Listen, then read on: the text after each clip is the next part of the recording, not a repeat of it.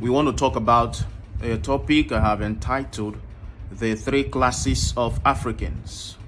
The three classes of Africans: the elites, the exploited, and the enlightened. The elites, the exploited, and the enlightened.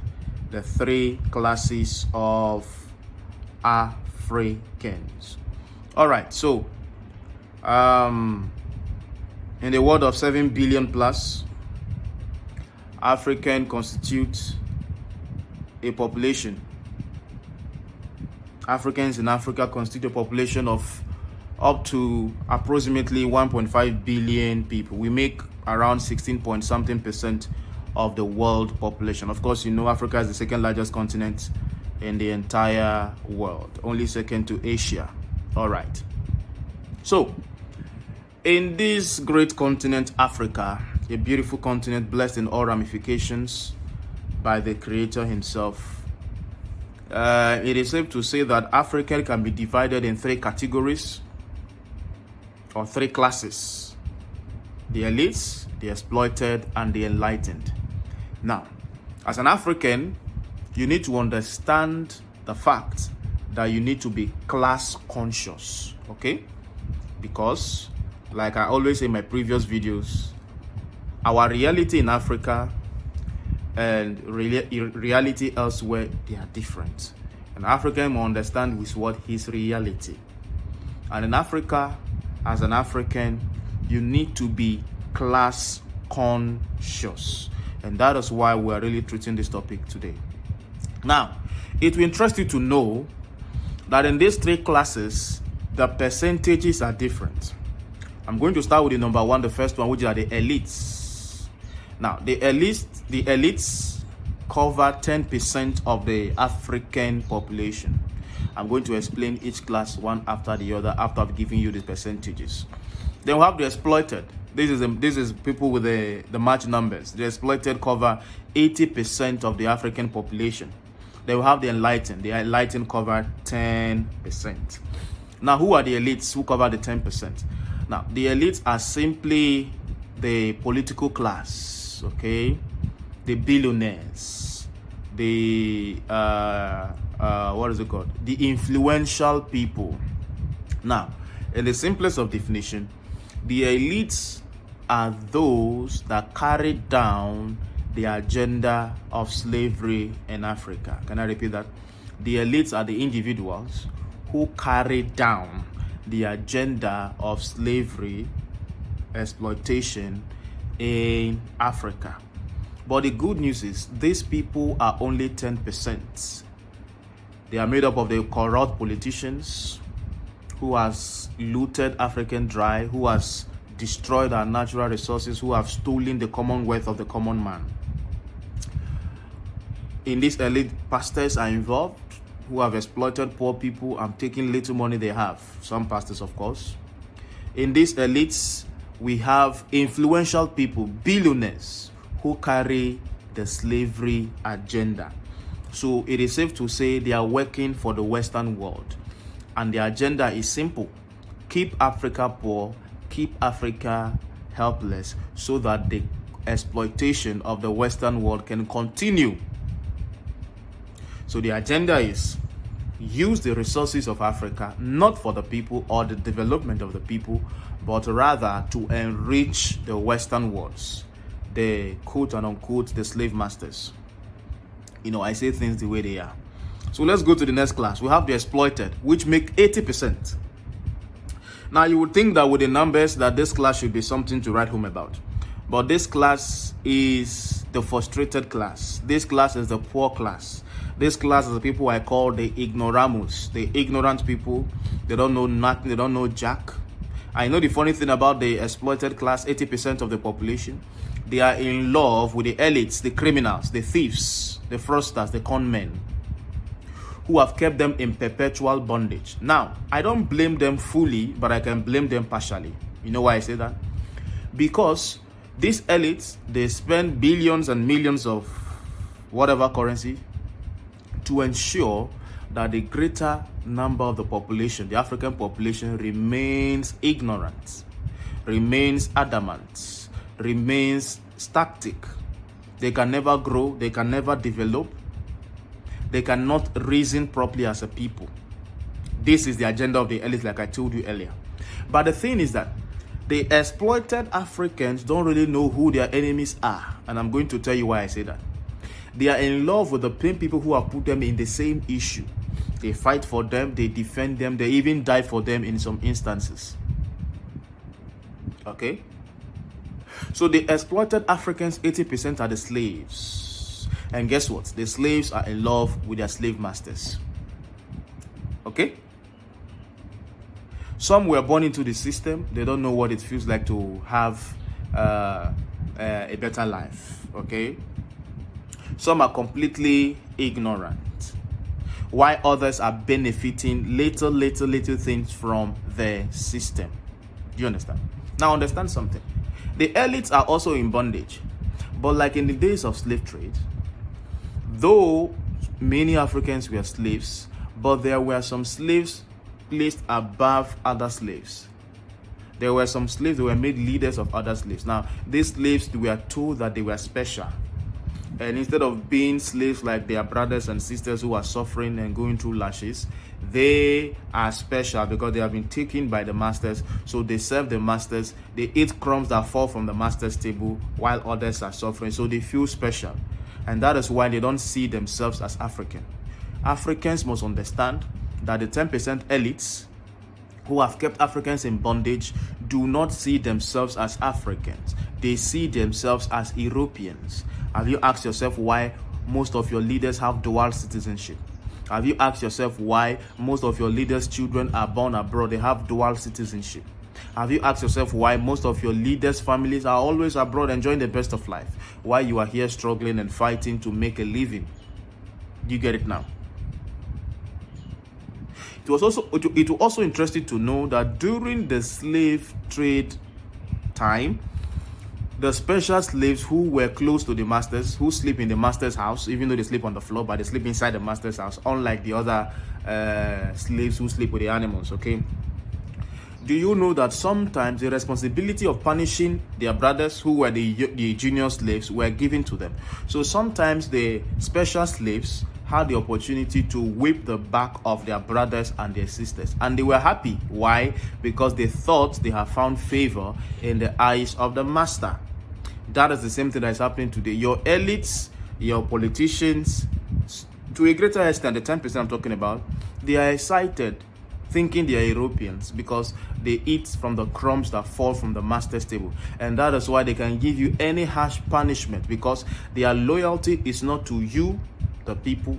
Their loyalty is to the masters. I'm taking it as low as possible so you can understand the picture I'm trying to paint, what I'm driving at, so you can understand the realities of where you come from, so you can understand what it means to be an African.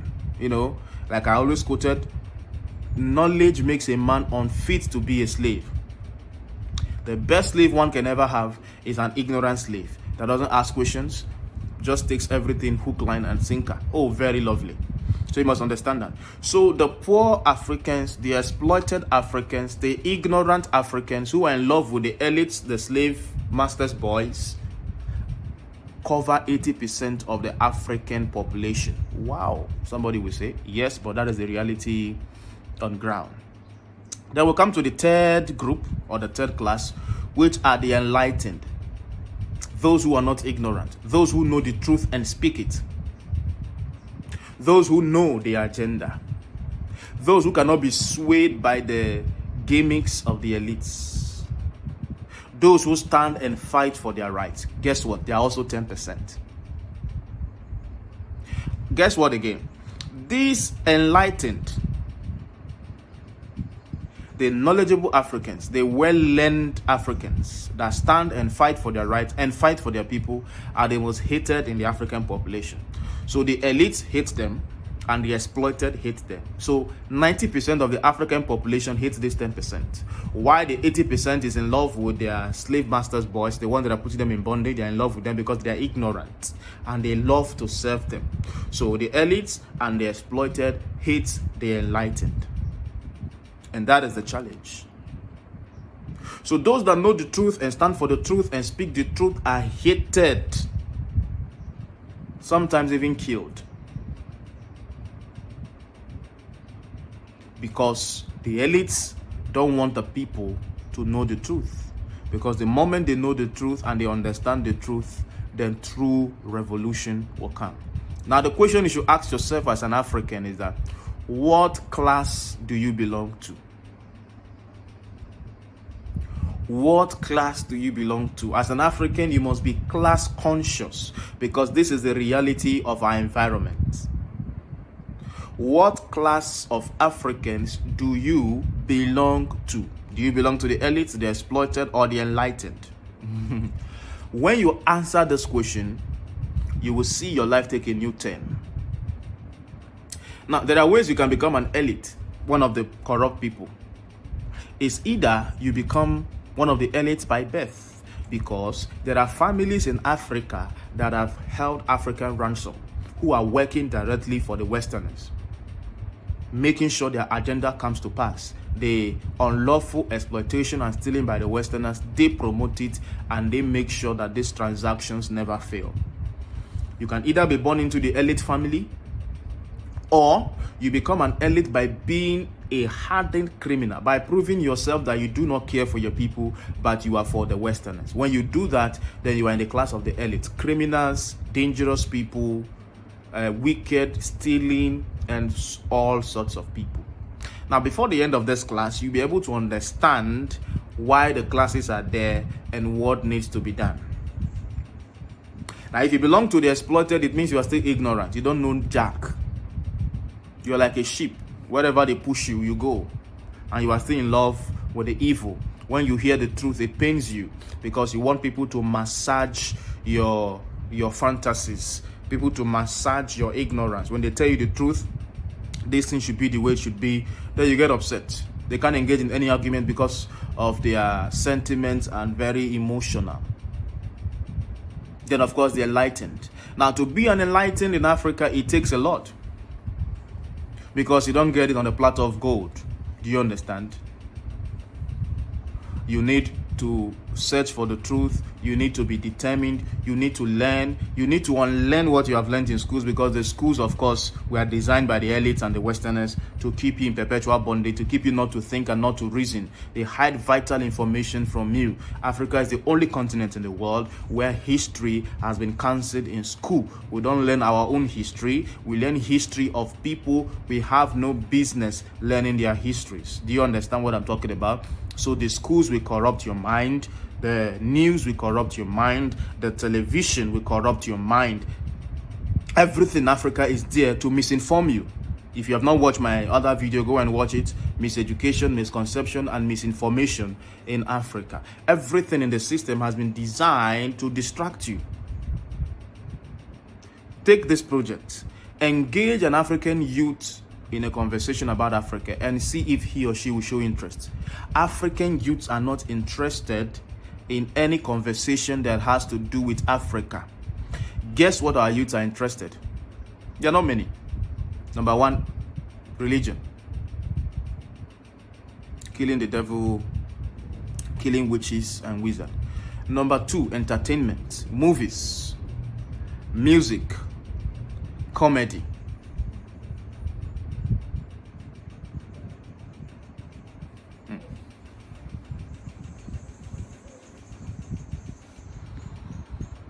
When was the last time you saw an African youth talking about innovation, creativity, or productivity? Have you ever seen youths in Africa sitting down to discuss, except maybe they're enlightened, which is just a 10% fragment, talking about innovation and creativity? No.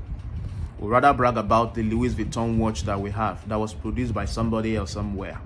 We'll brag about the Benz we drive. It was a human being that produced the Benz somewhere. The TV we use, the cars we drive, the clothes we wear, the perfume we wear, that was produced in Paris. So human beings make things and we brag about it. So the consciousness of an African is to buy things. He wants to buy things. He wants to own things. Guess what? Not things he can produce, but things that is produced by people who are human beings like himself. The best phone produced in America, best iPhone produced in America, the best Samsung produced in China. So we brag about things that other human beings like ourselves produced, and we're excited. You know, my ties came from Italy, okay? So while they are creating employment for their people, boosting their economies by production, we are buying and we are bragging about it and being excited about it and raising our shoulders about it. So to be a big boy or a rich man in Africa, it has now been narrowed down to what you can buy. Even our billionaires are irresponsible. What do? I have never seen Elon Musk flashing wealth on social media, his cars and his shoes. But check an African that has made little money. Not only the ones in Africa, Africans everywhere, even the ones in diaspora. They'll be showing you monies. The athletes, they'll be showing you monies in their rooms and their cars and all those kind of nonsense, and the expensive watch they wear. I saw an African rapper. He was bragging about the diamond chains he had on his neck. It was all diamond, and he spent millions of dollars to get it. And I checked who was producing it. A young guy in China who doesn't even wear diamonds. So you see how messed up our mentality is. And that is why every youth in Africa is fighting to get these things, to get money to get these things so that he can also show off. We have become a people of show off. We can't produce nothing, but we brag about everything. It's quite a shame. So, as an African, you should be class conscious. You need to understand the class you belong to. So I ask you today, what class are you? I'm very happy and I thank my God for shifting my class, because I was in the 80% ignoramus, the exploited. But today, I am in the enlightened class. And that is why I can say the things I say, because I'm picking out of knowledge and experience. So put your ears down and listen. Immediately there is a change in the percentages in the classes, there will be a great revolution in Africa. The reason why it's like it is slow is because the enlightened is just a fraction. A fraction, 10% of the elites are holding hostage 90% of the people. And only 10% are speaking out. The rest are enjoying the system. Instead of fighting the system, they become, tamed by the system. They become criminals. They become fraudsters. They do all manner of things to survive. They become corrupt because there is a system that pushes you to get into that agenda, and the 80% has accepted it. But I know that after this class, your class will change. All right? So let us continue. Now, of course, we can't talk about our future without referring to our past, because a man who knows where he's going always remembers where he is coming from. Do you understand? A man who knows where he's going always remembers where he is coming from. I want to talk about the evolution of the African society, where we started from and where we are today. And when I'm done, I bet you will begin to understand certain things and why some things are the way they are. So stick with me, please. Now, the first society I want to talk about is what we call communalism. Communalism. Now, in communalism, properties were collectively owned. Work was done in common, and goods were shared out equally. Okay? So this was a setting, all right? An economic setting in African society where lands and properties were owned collectively by families, by individuals. Work was apportioned commonly, and goods were shared equally. So nobody was cheating the other person. You only get as much as you work, and the input you exert in any tax. So that was the first society African was operating in. And that is why Africa was the first civilization of the world. You can go and research about this. I'm giving you facts. So whatever I say, you can go and fact check it. Okay. So that was the first society, communalism, where we own properties, we own lands by ourselves, we worked collectively, and profits were shared equally, and the society was growing and improving, and everything was working out just fine. So that was what we were operating in as an African society before the Westerners, the Europeans, came. And when the Europeans came, the first thing they noticed about Africans were our strong physique. We were not as pale and weak as they were. We were strong and hardworking. They realized this and they thought to themselves, how do we take these people to work in our place, work for us, yet pay them little or nothing? And that was where the concept of slavery came in. How do we take these people to work for us for free? Okay, how do we exploit the strength of this God-given strength of these people? How do we use these people to build our nations and build our societies? And that's when they came with a well-planned agenda where they were kidnapping people, where they were of course buying. Some of them they bought them and so on, but majority of the slaves they were taken to Europe were kidnapped, sent people to the communities to take people's parents, people's brothers, people's sisters, and push them to Europe like animals. When I talk about the slavery part, I'm really going to expand on that. I'm just taking some few points so we can have a fair knowledge of what I'm talking about. So the slavery system, or the system where they take individuals to their land to work for them for free, where they owned the individuals, they owned them. So they bought the people. They were selling people on the streets like goats and camels, and displaying them on the road for people to come and buy, and so on and so forth. Your grandfathers and your forefathers, the same Europe that today you pray to God to give you visa to go.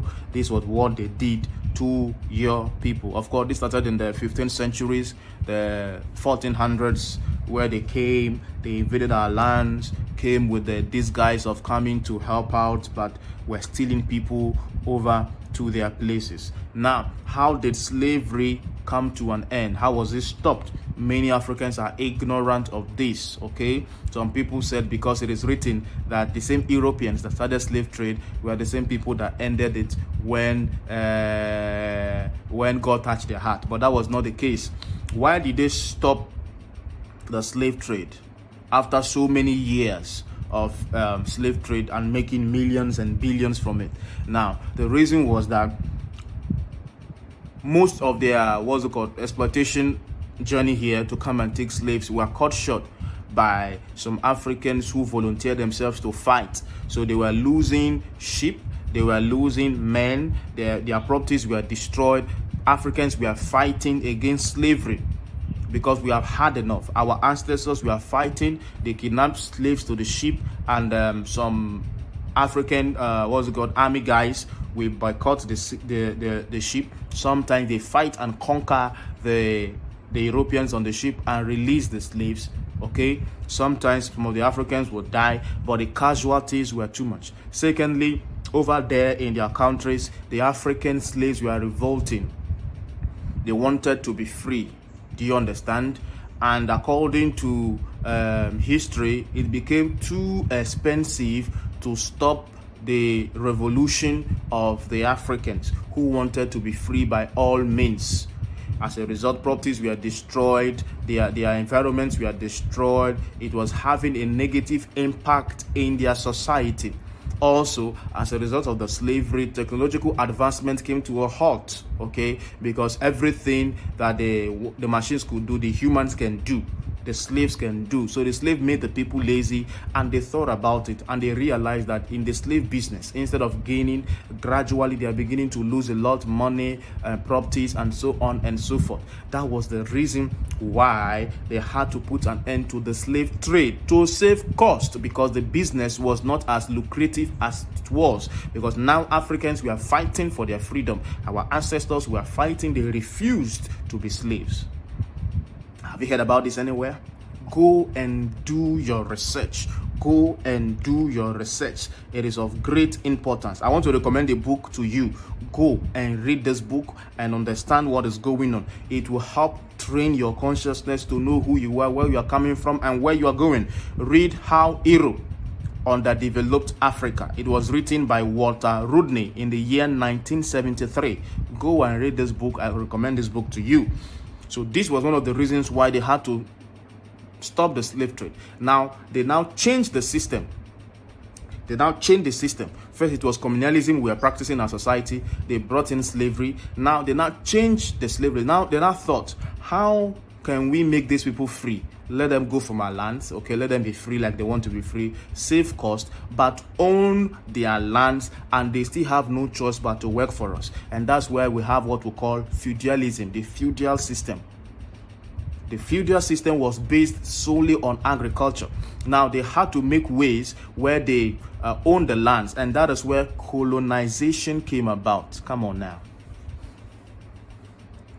Colonization was simply a feudal system where they owned the lands, though the slaves were free on paper, but they owned the lands. And if they owned the lands and the people were born in the land, the people had no choice but to work in the land. Now, in the feudal system, it was based on agriculture. Nobody paid you for your labor, but as the slave on the land, you work, and 90% of what you got will be given to the masters, while you keep 10%, barely enough to survive.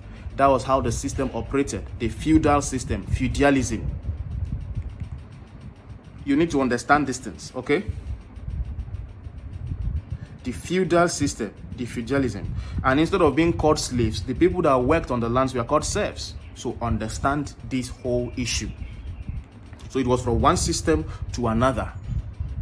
And that was the colonization. While they sat down the Berlin Conference and they shared Africa like biscuit amongst themselves, and they took colonies. They tell you that become our colony, we own your land, and in exchange we are going to protect you from other people invading your land. So everything that was produced on the land belonged to them, because they also realized that apart from Africans being strong physically, they have abundance in agriculture. Their lands are fertile. Do you understand? And that's why they introduced the feudal system, where they own the lands and the people who work on the land, their land, and they take the higher percentage of what comes from the land, the agricultural product. Do you know that in those days, Africans were not permitted to grow things that we can consume? We were growing agricultural produce that Europe needs.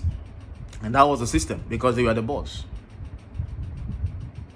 Now, in the course of the feudal system, another revolution came. We want to be free. We want to be free. And that's the season of independence. And now they realized, they now found out that they now discovered mineral resources in African soils.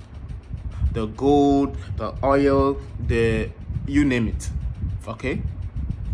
And they change the systems again. You know, those guys are very smart. So when you are dealing with them, you have to be very smart as well and technical.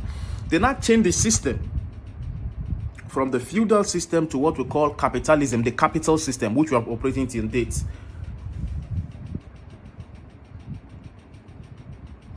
Where the feudal system economy was based on agriculture and they owned the lands, but now they've given you artificial independence. So instead of owning the lands, the economy is based on productions and machines. And instead of owning the lands, they now own the machines that you use for production.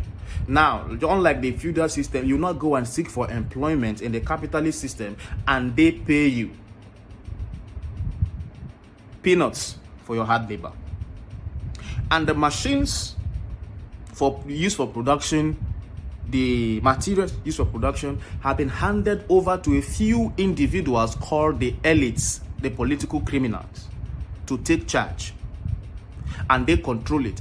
And the agenda is, no matter the case, these resources that are found in the soil must never be used to develop the land. The interest is for the Western world, and that is why to date there is no production in Africa, because the African elites that are in charge of these machines and that are in charge of these mining sites, that are in charge of these materials that are used for production and boosting the economy in the capitalist system, must maintain this agenda where we never produce anything. We rely on them to produce everything. Like in Nigeria, where there is oil, Nigeria has no refinery whatsoever. They take the raw oil, take it abroad, refine it there, and resell it to Nigeria. And it cuts across every African country. So do you understand the game now? So we are in a feudal system.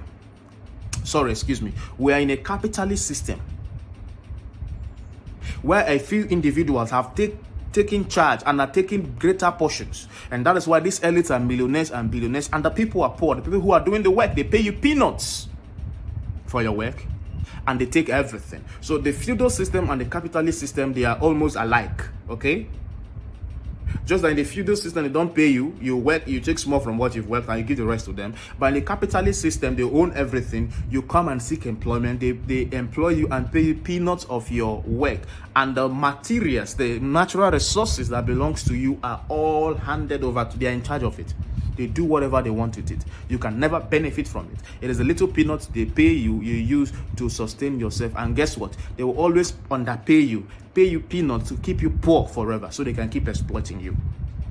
And that is why I ask you today as an African, what class do you belong? Do you belong to the elites? Are you in the exploited class and the enlightened class?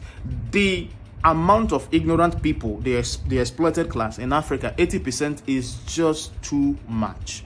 And that is why we in the enlightened class, we have a big work to do to make sure that people understand what is going on in the society, to reawaken the consciousness of the African young boy, the African young girl, who is so much in love with Europe and in love with the things produced in Europe, he can no longer think for himself.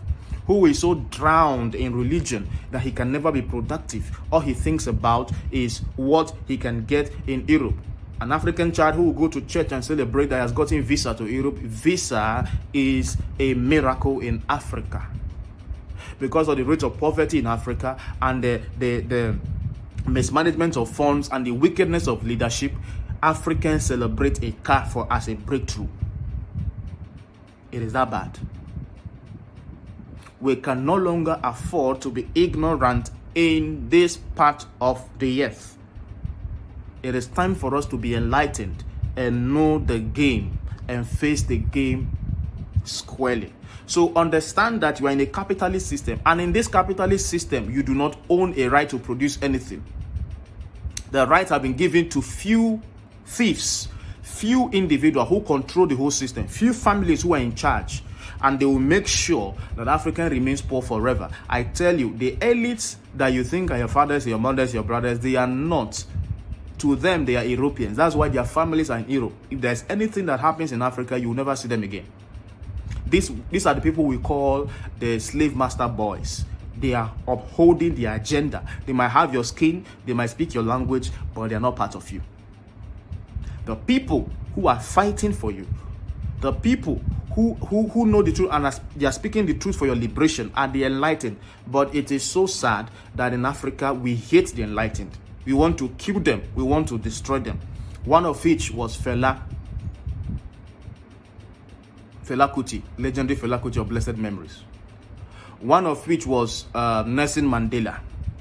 One of the enlightened was Kwame Nkrumah, the Pan-Africanist, the greatest Pan-Africanist in African history. One of it is Seun Kuti, Fela's son. One of which was Sankara, that was murdered, and so on and so forth. One of which is me. But because I'm telling you the truth, you don't want to hear the truth, the hatred comes. But I know that we are getting there, and gradually we shall get it right. Okay. Over here, because of how bad the system is, the educational system, the religious system, elsewhere, when there is an issue, people go and seek for the solution to the problem.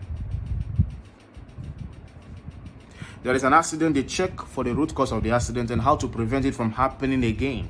But over here, we blame devils and we blame angels, and we thank God that we and our families are exempted, and that's the end of the matter. Nobody investigates anything. Nobody talks about everything. Everything is superstitious, negative mindset, always thinking that something is after us. But this mentality needs to change. We need to embrace knowledge. We need to know what's going on in the society. So I want you from today to make a conscious effort and change your class from the exploited class to the enlightened. As for the elites, those guys are gone. There's nothing you can do about them. And the time will come when we are going to chase them out of this continent. But as for you in the exploited class, the ignoramus, the ignorant one, They always fight for evil. They always stand by evil. They always defend evil, because that is the system we are born into. There is still chance for you to change your class from the exploited to the enlightened. And this can only come through knowledge. This can only come through conscious effort to study. This can only come through, reading, open mind, understanding what is going on. Because in due time, Africa will be great. And we are playing a part, because it is not our fault that we met Africa the way it is today, but it shall be our fault tomorrow if our children should meet Africa this way. Knowledge makes a man unfit to be a slave. This is the message I have for you. Work on your class. Be class conscious. And I tell you, the right time will come. Okay. So I believe you've learned a lot today. And I'll be looking forward to seeing you once again some other time. But for now, have a wonderful day. Think about the things I've said and make a conscious effort to change your class, because revolution indeed is coming. At the right time, we shall put it forward. For now, take care. Bye-bye.